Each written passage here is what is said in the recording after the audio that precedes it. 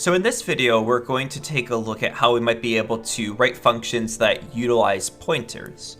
The general idea being that we could potentially alter values inside of a function and have that result also appear inside of our main by passing the address of the variable into the function rather than the value of the variable. And we typically refer to this as a pass by reference. We're taking a reference to something and passing it into the function rather than taking the value and passing it into the function. So that's the general idea of what we're looking at with this type of idea.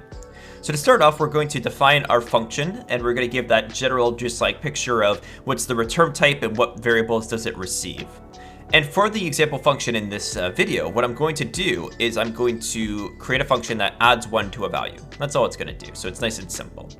There's no return type, and that's because we're actually going to change the value using the pointer rather than using a return. I'm going to call the function add1, and it's going to take in a single pointer as a variable. And the way that this function is going to work is I'll say, okay, so I have a equals 0. And then what I could do is I could say add 1, and I can provide to it the address of a. And then what's going to happen is inside of the actual function itself, when we declare it, we say, okay, we have add 1, which takes in a pointer, a. And what it's going to do is it's going to take that value a, and it's going to add 1 to it.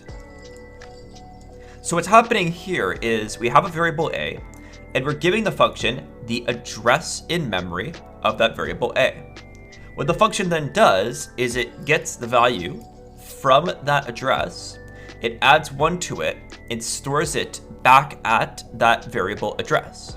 So what we're doing is we're actually working directly with the memory. We're not working with the variable as a value. We're working with the memory that contains that variable. We're getting the value from that location in memory.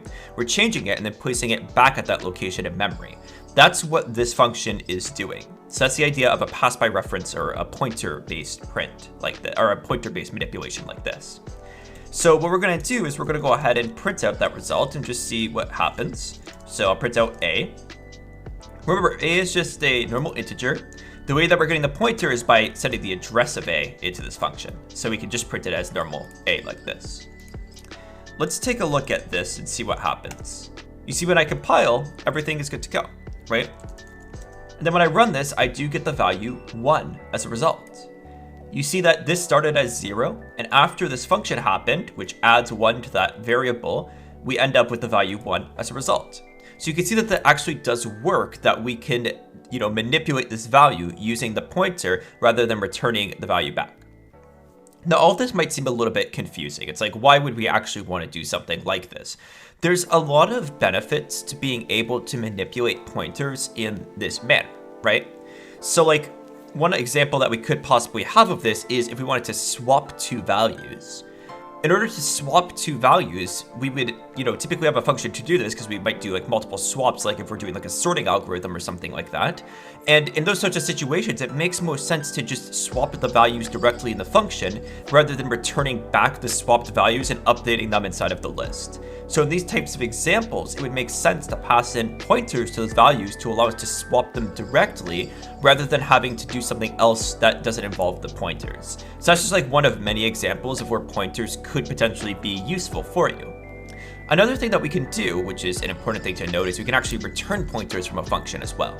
So not only can we change pointers, but we can also return pointers. So if we did want to return a value, we could say int star like this.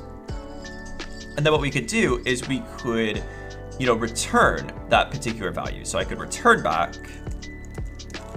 a plus 1 like this, something like that, right? This would allow us to actually return back a pointer. And it probably becomes a little bit more clear if we do something like, if I actually like store the result as an intermediary result or something like that. Right, so if I take like star a equals star a plus 1, and then I return back, that value a like this, right? So that might make it a little bit more clear how this works, right? So since this is a pointer, we're returning back a pointer from this function. And then of course I want to change this to be a pointer as well. So we say int star like that. So generally this is just returning back a pointer from the function. So this is another thing that we can potentially do. And you're actually going to see a fair number of functions that return back pointers like this, or a fair number of functions as well that also manipulate pointers in the way that I showed previously. So this is something that you really want to be aware of because it's something that comes up fairly often, right? So in this sort of example, if we're returning back a pointer, what we could do is say, okay, we'll make this actually, well, okay, so what we'll do is we'll say like, I equals 0, and then I'll set up a variable a, which is equal to a pointer to I, or it would be the address, right? So the pointer to I like this, and then this would be int star like this. And then what we do is we pass in just a, because now a is a pointer, and we can get a result back. So I could say a equals add 1a, and then we can print out that value. Now in order to print out that value now, we would have to dereference it like this, because now that variable value is a pointer. So generally, what I find when we talk about C programming is that this idea of pointers tends to become a little bit complicated, right? There's a lot of different symbols being bounced around, but what you really need to do is break it down into pieces and just take it one step at a time, right? So you have to think about every single piece of this, right? This function takes in a pointer and it returns a pointer. What it does is it takes the pointer that it was given, it finds its value, and it sets it equal to the value plus 1. It then returns back that pointer, and that's the way that the function generally works. Now in the main, what we have is a variable named I, which is equal to 0. We created another variable a that points to the address of I. We then set that value a equal to the result of adding 1 to it, and then we print out the value dereferenced like this. Let's just go ahead and compile this and see if we've got any mistakes in there, right?